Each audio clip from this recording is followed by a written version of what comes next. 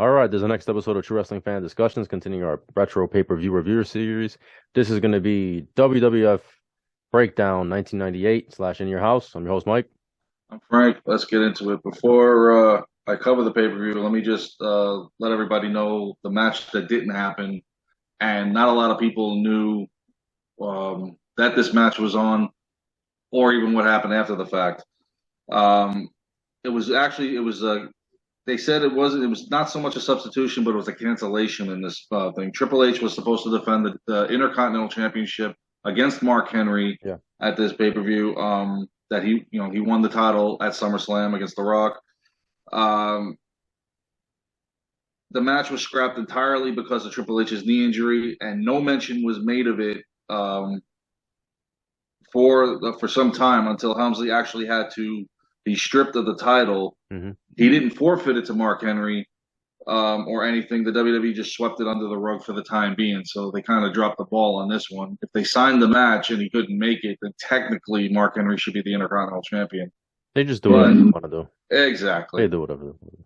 So no Triple H in this one, but we do Yeah, have a Jeff. But we do have a Jeff Jarrett. he's on the cover of the poster though. Exactly. So, So here we go. September 27th, 1998, Hamilton, Ontario, Canada. Roughly 17,405 on hand. The buy rate for this one was pretty good, about 300,000 for this one. I did love Jim Ross's quote in the main event. I just want to bring this up right now because I thought it was funny. He said, "Every time we come to Canada, there's some type of controversy surrounding the WWE Championship." I love that he threw that in there pertaining to Montreal. yeah, they So, couldn't help taking these little shots. Just like during the main event, I think it's Jerry Lawler that says, "Oh, look, Jerry, there's a Hulk Hogan sign in the crowd," and then I don't know if Ross says something like, or is it Lawler that says that's how backwards Canada is, yeah, or something yeah, to because that he effect. he did he when he mentioned the Hulk Hogan sign. Well, Well, I'm surprised they didn't say and then anything about the Bret Hart signs. JR said, "Oh yeah, is anybody doing an air guitar or something like that?" Yeah, yeah. Anyway, These are the cheap shots that they put yeah, back and forth. Hey, Bischoff and Shivani started it. Can't blame WWE for bouncing back yeah. on it. So our opening match was one that I actually enjoyed because if you look back on it, and to this day, if you don't remember the pay per view, you go, "Wow, these two guys actually fought each Yeah, other." nobody remembers this. No, and honestly, unless I look at the card, I don't remember it. And this was Edge facing Owen Hart, Yeah, two Canadians yep. on the card. The fans were cheering for Owen Hart, but Owen couldn't give a damn. And Edge got a pretty good reception during this match, and the match itself was pretty good. It wasn't bad. No, it was. I liked it. Owen, decided to take the youngster under his wing. Have the match with him. Unfortunately, Owen wasn't going to take the loss on this one, considering how 1998 was going for him. The match was pretty, back and forth between the two. It got a little interesting when a guy comes out of the crowd. Of course, we know him now as Christian. Edge takes one look at him, turns white, like, "What are you doing here?" And he's in disbelief, and Owen rolled him up for the Edge for the pin. That's the only thing I didn't like. I wanted this match to just be clean, no distractions. Yeah, If Owen's going to get the win, get the sharpshooter on him, yeah, and, but they were and they get were the setting up victory. they were setting up the stuff with Christian. So Yeah, and the whole Brood thing, which didn't last long. But congratulations, Owen Hart gets the victory. Just shy into 10 minutes for this match, so it was a pretty good opener. So now our next match on the card. Oh boy, this should be a Sunday Night Heat, Monday Night Raw, superstars, anything but for the pay per view. Al Snow and Scorpio versus Too Much. Brian yeah, Christopher and Scott Taylor. You yeah, know, this we is we we seen this from the whole Head and Shoulders thing. I mean, this is just the fact that this is still going on is just ridiculous. And Al Snow was yeah. just reinstated the previous Monday. He was back from ECW. Yeah, and he teamed with a guy that he knew very well, Scorpio. Scorpio, but Teamed at that against point, him. Scorpio, nobody cared about Scorpio at that point. Unfortunately, They no, already because they botched were. him. They already botched him with Flash Funk, that gimmick, and then now he's Scorpio, and and they're I not don't really know. doing anything with him And these guys other than weren't putting over him in yet. crap matches. Grandmaster Sexay, Scotty Too Hottie, they're not quite over yet. So No, fans couldn't care less, yeah. and Well, they really got over on Al Snow with the head, the mannequin head. yeah, that's gonna take off. Did you see this guy bust his ass though on the chair when he tried to run up the chair? Um, Scorpio. I guess the chair I think it was dented, right? So he couldn't. Yeah, Yeah, well, that's yeah, a sign that says, all right, you got to go yeah. back to This is the WCW with you. stinker.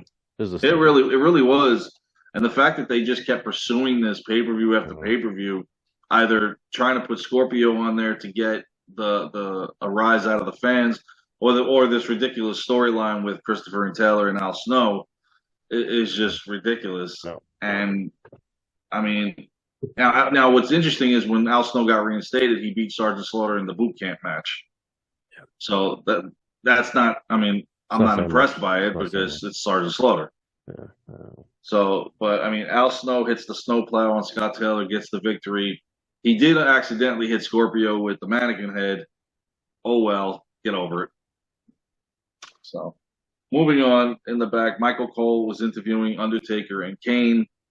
Um, this stemming from the main event, where this is the main event is not a triple threat match in my mind. It's a 2-on-1 handicap match. I'll get yeah, to that pretty later. much. Until at one point during the match.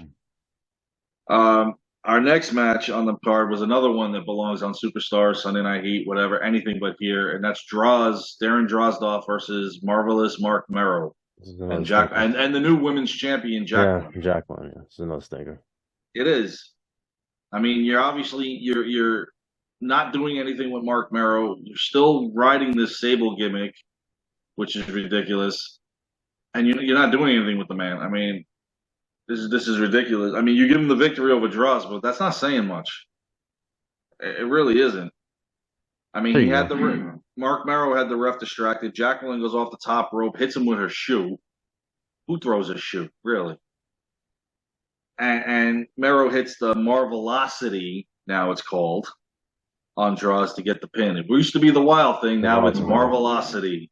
At least they look good. The moves Shooting look good. star press. I know. I'm always impressed by anybody that can do Yeah. it. Unfortunately, no, not Brock Lesnar, but anybody that can do that move. You've got my interest in watching your matches. You're very talented in order to be able to pull that off. Mm-hmm. So unfortunately, Merrow gets the victory. Not saying much. His career WWE is winding down as well.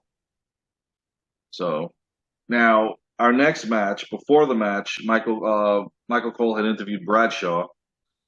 Oh, And because we've got a Falls Count Anywhere match between Bradshaw and Vader. he called Vader a fat bastard. He said, I didn't come here to wrestle that Yeah. fat bastard. I came to fight him. I loved it. No, it was good, but I mean, and Bradshaw was in great shape. This is probably maybe Yeah. the best shape that he was in. Mm-hmm. But the continuing burial of Vader. This is the final burial on pay-per-view for Yeah. Vader. Thank God. Yeah. But this match was all right though. It was a stiff, like it was a fight. I thought it was fine for what it was. It wasn't. I don't think it was a bad match. No, these guys, Stuff looked real. The they, stuff looked real. Look at they were Mhm. laying into each other. Bradshaw hits Vader with the ring bell. They look good. Vader uses the steel steps on Bradshaw. They're showing how hardcore they are. Now, what was impressive on both ends, now one, Vader hits his splash from the second turnbuckle, then hits the Vader bomb, and Bradshaw kicked out. Now, it was impressive on Vader's part for being able to execute it and Bradshaw to kick out. So now, Vader's helping move Bradshaw along because they've got plans for him. You saw he cut his hair. We didn't know at that point, but they're getting ready for the ministry where they're going to put him in the tag team, and actually he's going to be relevant at some, finally, rather than being re-gimmicked 1,000 times. Well, I mean, he does get re-gimmicked though. And well, 2 more times anyway. Yeah. Into the acolytes and then JBL. Yeah. And then into because he goes back, right? Because I don't even remember. Does he go from acolyte right into JBL? I don't remember. I mean, we're it was kind of off topic, but it was right after WrestleMania 20 where when Eddie Guerrero was on SmackDown with the title, all of a sudden here comes this guy coming out of the limo. Yeah. Okay. They had because Farouk was pretty much calling it a career after WrestleMania. So, Bradshaw hits Vader with the clothesline and he kicks out. Now, these guys have hit each other both with their finishers and they both kicked out. So, this is a pretty decent match. Unfortunately, it ends with a cheesy neck breaker and he gets the pin. That's what I didn't like. You guys used your finisher and you're just using a random old move Yeah, it was like and that beat it him. was just time for it to end. It was just time for it to end. Yeah, at that point, Yeah. Enough is enough. Yeah. So yeah, So, unfortunately, Vader goes 0 for 1998 in the pay-per-view poor circuit. Vader, man. Yeah, he like I said, this was his last pay-per-view, but I think he stuck around a little bit longer, and then he was gone. His career was winding down. Great career by with Vader. So now our next match on the card was D'Lo Brown versus an undefeated Gangrel. At this point, Gangrel had shown up 3 weeks prior. D'Lo Brown had just lost the European title the previous Monday to X-Pac. So he's upset because they said now he's residing back in Chicago. He's not, Law was like, all the European fans are upset. I'm like, give me a break here. I liked Gangrel's entrance. I liked his theme. Yeah, he's one of the best theme songs to this day. Yes, I'm in totally agreement. I love it. Yeah. The only thing that was wrong with Gangrel was, I guess, his ring style or just him in the ring. Everything else was great. I thought, he was all right. I think it was fine. He wasn't there long enough to impress, I guess, because he was there, what, 2 years? Not even. Something like that. I mean, he was good with both broods, put him in the ministry, and then after that, it's like, all right, what are you going to do with them? Yeah. So what's funny is because Gangrel did mess up in this match. I don't know if you caught that. When he was trying to execute like a stun gun on D'Lo, he completely misses the rope. Okay. And I think D'Lo kind of grazed the second rope as he came down. So he's lucky he didn't get hurt there. Mark Henry comes down. Well, of course, you got nothing to do in this card because your match is disappeared. Although Vince did try to get him a match earlier in the night of Sunday Night Heat. I'll get to that later. He comes down. He attacks Gangrel. What else is new? Because D'Lo cannot get a clean victory here. D'Lo hits the lowdown and gets the pin on Gangrel. So now Gangrel's no longer undefeated. But after the match, Gangrel got his revenge as he spit his blood, whatever was in that Gothic cup, into Mark Henry's face, and then he attacked D'Lo Brown after that. So he got his revenge, even though he did lose the match. So it won't be the last time these two are going to get into the ring. Now, our next contest, right before it, they showed what happened last Monday night, and it was a triple threat match between these same individuals, Shamrock, Mankind, and Rock, where Undertaker and Kane just destroyed everybody. Pretty much. The hired assassins of Vince McMahon now, pretty much. They ended them. They squashed that match. So what they did was they put it on Breakdown in a steel cage match, and it would be a number one contenders match where the winner gets a title shot. That never happened. Well, it didn't happen because of the whole stripping of the belt and the tournament. Yeah. So technically, Rock, number one contender, did get his title. He did. It would have been cool to see if Austin would have actually had the title after Breakdown, him and at Judgment Day, him and Rock actually going at it for the WWE Championship, not being a WrestleMania match. But I guess Vince had the plans already in motion. Yeah. So they had before the match. They had three back-to-back interviews. Promos, Michael Cole interviewed Shamrock. Doc Hendricks had The Rock, which was great, and Kevin Kelly gets Mankind. I'm sorry for you, pal. And this is when the Rock is turning babyface. The crowd is starting to get behind him. They're chanting Rocky when he comes out. This is good stuff. Huge ovation in this match. Yeah. And because this is right around the time. I mean, the nation's still there, but it's kind of disbanded. It's about over. And Rock is getting a huge ovation, and it didn't matter. Even when he was heel with Vince, it was a matter of time. You could not they keep were this guy as a heel. Yeah. I know. It was time. Unfortunately, then they turned him heel again. I mean, it ended up ultimately working out, but I mean, just he was on the right track here. I mean, he got a huge pop, especially when he did the people Yeah, elbow. Excuse me, the double people's yeah. elbow on them. The crowd went nuts. I mean, this was a great match between the three. This is the first time they ever had a triple threat match in a cage. Hmm. I like how they screwed up. They didn't put the stairs where you can get into the ring. It was on the other Yeah, side, so these guys had to kind of hop up yeah. into the ring because I saw Shamrock look down there like, okay, whatever.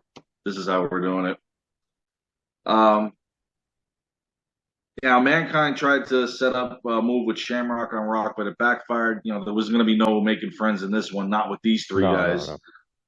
I loved the fact that Mankind thought he was Jimmy Snuka. Yeah. Decides to go to the top, and Reba Ross goes, "What the Well, hell does he think he's Jimmy Snuka?" he had talked about how he was inspired by Snuka, That he hitchhiked so to the Garden yeah. in 1984 to see him face Morocco at the Garden in the cage. That famous 15-foot high splash by Snuka, memorable, seen it 1,000 times. And of course, here we go, Mankind, still probably not right from the King of the Ring. Yeah. Like, oh, let me just jump off this thing and do an elbow drop. And before he even got off the cage, yeah, he was gone. He just hitting canvas here. He's really trying to kill himself Oh in man. '98. Oh, poor Foley. Rock's busted open in this match.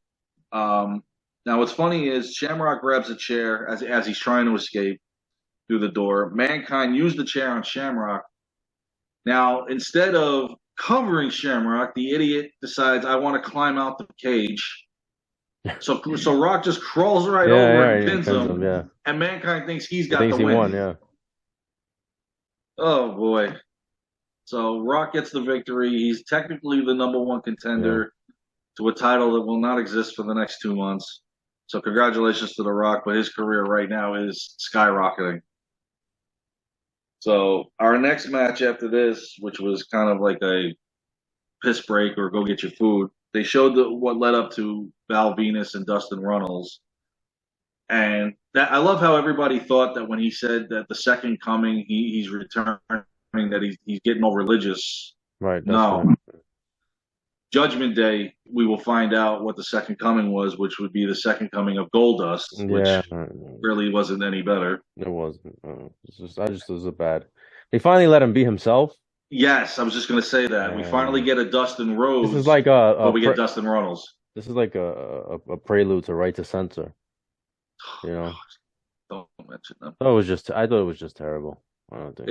I mean, it was interesting when he brought out Terry Runnels, Yeah. and 'Cause he by was still that point, married. They're saying storyline wise, he had walked out on his family, right? And and Jim Ross was like, "You the reap what you preacher's sow." the preacher's wife was the name of the Love movie it, they made. Oh man. love it. And I mean, you had to throw some cold water on these guys, but Yeah. I love how she was like she was his spinach and he's Popeye Yeah. because he's getting his butt kicked. As soon as he goes out there and he touches her, he just got rejuvenated. Yeah. Val Venus was good though. I always like Val Venus, especially early Val Venus. Yeah, I didn't like the heel Trish Stratus Val with the techno music. No, I It, didn't care for that.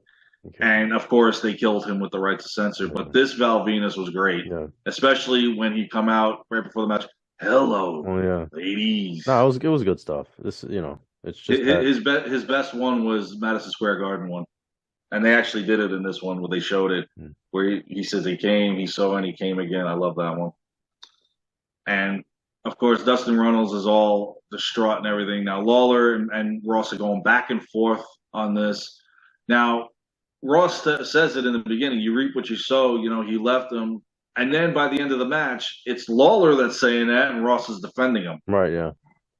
So I mean, Val hits his money shot and gets the pin on this one. So Val Venus beats Dustin Runnels, But it unfortunately, not Dustin Rhodes. I think it looked like this guy kicked out, right? Didn't it look like? I think he. A little bit. Yeah. They could have I don't know if botched that. they. I don't know. This. I thought this sucked. But anyway. It did. It will be better when Judgment Day when it's actually Val Venus versus Goldust, and this Yeah, feud will yeah. go all the way to WrestleMania. Right. So, like I said, the second coming of Goldust, it was good in the beginning, but then once you bring in the Blue Meanie and all that, it's like, all right, get out of here. Go back to WCW and be 7 or whatever you're going to about to be. Oh Lord Jesus. Yeah, exactly. Now our next match, they showed earlier in the night that on Heat that Jeff Jarrett and Southern Justice had attacked X-Pac and Road Dogg. because we've got now it's the tag team champions, New Age Outlaws, and the European champion X-Pac versus Southern Justice and your boy Jeff Jarrett. Broke 6,000 guitars and never drew a dime. And when Jeff Jarrett came out, you could hear a rat piss on cotton. This is like We just might as this. well just get those shirts made Yeah, up, and well, every we time we got a said. Jarrett pay-per-view, there you go. Just point to the shirt. It's just that nobody cared about this. Them was him with Southern Justice. It didn't work. Not that those Southern guys Justice weren't. was like a minute. Yeah, not that those guys weren't capable because they were capable wrestlers. Yeah, they were. But it didn't work. And now he's feuding with Road Dogg. But like that's 3 years too late or whatever it is at this point. Yeah, but the You know? whole roadie thing. Yeah, it's just like there was no. I felt like there was no real like story that Now they're people. trying to make him meaner because now his gimmick, Yeah, his don't line piss is me "Don't off piss me because off." he had his head shaved. It was X-Pac, right? During that match. Yeah, And I was SummerSlam. like, don't piss me off. And I'm like, no, we're not buying it, man. Like, nobody's scared to piss you off. Like, you're not the Hulk. Like, it's no, no. You're the guy that runs around, saying I'm JEFF JARRET. You're not some badass Crap. coming into the ring. Crap. It- Right. Now the match itself wasn't bad. It was okay. Well, All it was those good guys when could Southern wrestle. I Justice mean, all were those. in the ring. Yeah, I mean, all those guys could. They were all decent workers, I guess. I didn't mind the fact that they I had did. gotten away from the Godwin out gimmick. I did. No, yeah. Well, thank God. I did like how Yeah. the Outlaw snuck up on them. That was pretty cool. Yes, Like, Xbox you're waiting for them, and here they come. and then they come from behind, and then Billy Gunn still says, "Oh yeah," like afterwards, after they already. That was pretty Yes. cool. That was something different. Oh yeah. And of course, once all six men get involved in this match, and that's going to happen, um, X-Pac actually was able to sneak in a Bronco Buster on Jeff Jarrett, which I liked because I was glad he did that to him. Now, this is where it gets interesting. Jarrett goes and grabs his guitar. There we go. This is one of the 6,000. Billy steals it from him. The ref stops him from using it. All right, fine. Jarrett gets it back. Now he hit X-Pac with it. Mhm. Now there was some concern after the match because X-Pac was holding his eye, whether there was a splinter Yeah. or something caught in his eye or whatnot. So, there was a little cause of concern. Unfortunately, you hit the wrong guy in this match because Billy hits the famouser on Dennis Knight and gets the pin. So the Outlaws and X-Pac get the victory over these guys.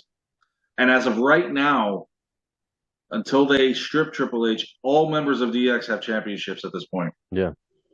Except the fact that they will strip Triple H of the Intercontinental title after this, yeah. because he will be out a while. Because he even gets substituted again at Survivor Series. Yeah, yeah. Unfortunately, great match at SummerSlam, and to come away with the IC belt only to. I hate when that happens to wrestlers when you finally get to that pinnacle and you have to give it up because of injury. And the worst one, not to get offside, the worst one I've ever seen was when Finn Balor wins the Universal title, and the next night he has to give it up because he got hurt. He was the first, right? First Universal champion. And unfortunately, thanks to Seth Rollins being so careless at that time, he got hurt. But he's got a title match coming up soon, so hopefully he'll win it there. So now they showed us a video package of what led up to the main event.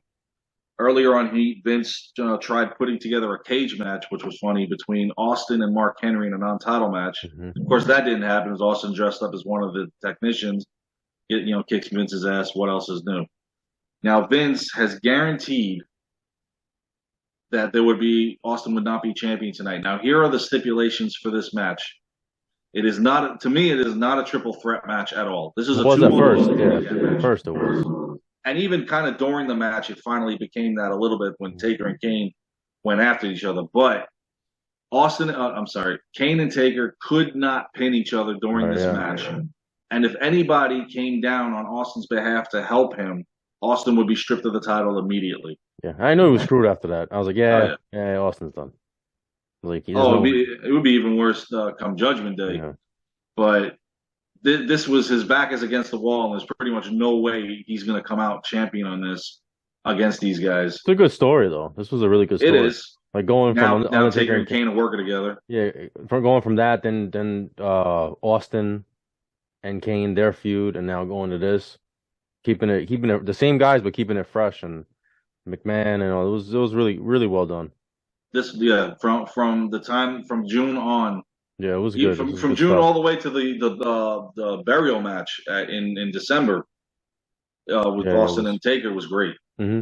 I like how Undertaker and Kane come out, but then Austin just smart. He just attacked Undertaker with the steel chair because you figure Yes. if you get him out, then it could be 1-on-1. If you could take Undertaker out, then it's just you versus Kane, and you have a chance. Yeah, and for a few minutes, it was just Yeah, Austin and Kane yeah. one on one. I remember watching something. I was like, maybe I was like, he might pull this off. Yeah, there was several times where I thought that because Yeah, in the beginning of the match, he gets the stunner on Kane, yeah, but Undertaker stopped the pin yeah. because after he stuns him, Ross is like, he might do it. He might Hmm. do it. No, he's not going to do it. Sorry.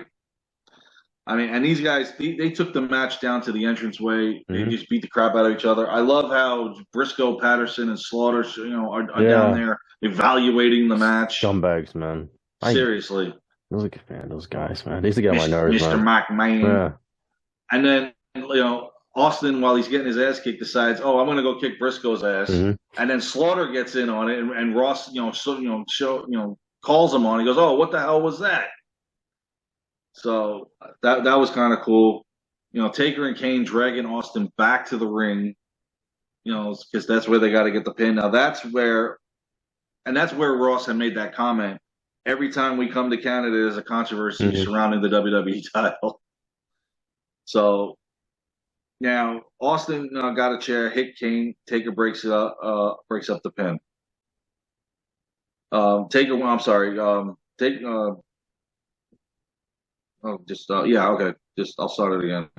Austin got a chair, hit Kane. Taker breaks up the pin by hitting Austin with it. Now Taker goes for the pin, and this is where it becomes a triple threat. Now all of a Hmm. sudden, Kane takes him off of him, and they're staring each other down.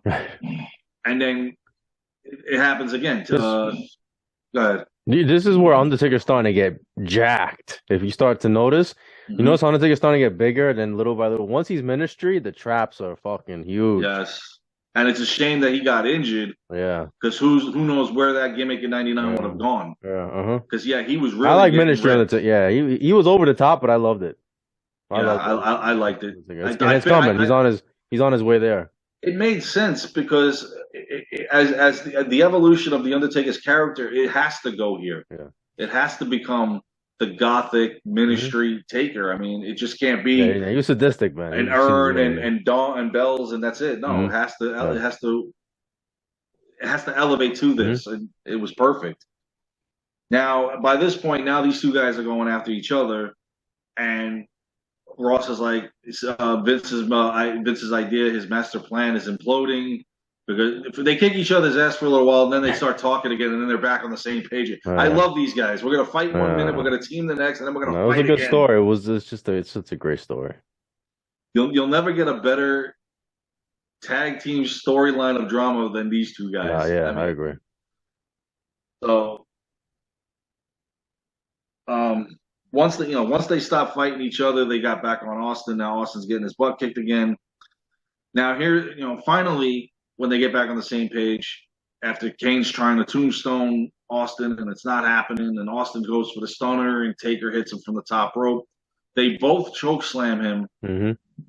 and they both go for the cover. And the referee, why I have no idea, counts the three. Yeah, And Howard Finkel's over there going, and new I know. WWF champion.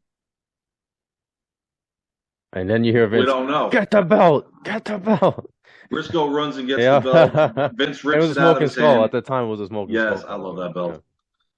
And Take off. he runs down to his limo, and after He gives him Austin took out all of them, oh my God. he gets to him and he goes, He's on "You the don't ramp. have it anymore. He's on the It's ramp. mine." Yeah, Yeah, so there's distance between Austin and the limousine. at least And he's about to 50, jump. 50 Yeah, yards. And then he's like, "You don't have the belt anymore. It's mine." And then he gives him the bird, and then this Just was takes off. oh my God, I couldn't stop laughing. This is such a great storytelling. It was. Normally I don't like an unresolved ending, but I do like this cliffhanger pay-per-view ending because we had to tune in the next night on Raw because we didn't know what the hell happened. We're like, wait a minute, who's the champion? We didn't even know what was going on. Yeah, and what they wind up doing is at Judgment Day, it's Kane versus Taker, Yeah, with Austin being the the referee. referee. Yeah. And if he doesn't call it down the middle, he's Mhm. fired. And obviously, he got fired at the end of that. But people like me got nervous because you're like, oh, wait a minute, did this really happen? No, it was just a contract thing that they redid on the next night he got re-signed. But it was funny how they kept that going to Survivor Series where we got the tournament. Right. Well, the next night, if you remember, the next night on Raw is like one of the most famous Raw episodes with the Zamboni. Yes. They had the title for some reason. They bring back the Winged Eagle belt and they have it in the middle of the ring in the glass case, and then Austin comes out on the Zamboni and then jumps. Yeah, that was like some great stuff the next night doing that. You That know, was awesome, man. obviously Austin's pissed. Yeah, and they had the Winged Eagle belt for whatever reason. They brought up the. I Yeah, don't understand. Did they forget that they went to the Big Eagle I don't know, but I was and the kind of when smoke? I saw that I was like, oh, good, Is maybe it we're back? going back to this. Because the smoking skull was gone. I don't know. Whatever. Anyway, it was a Smoking classic Skull moment. is in Vince's Yeah. hands. Yeah, this ultimately leads to the tournament, which was that was a very cool storyline. This was a good setup. This pay-per-view is okay to me. I don't think it's great, but The storytelling for this. what it sets up going forward, Now, what do you think was the better night after? Now, remember after Judgment Day, Austin was in his camouflage and he had the gun Mhm. to Vince's head, and he got banged 316. Remember that? Which one do you think was better, the Yeah. Zamboni or that one? Oh, the Zamboni, man. Okay, Oh, yeah, the Zamboni, man.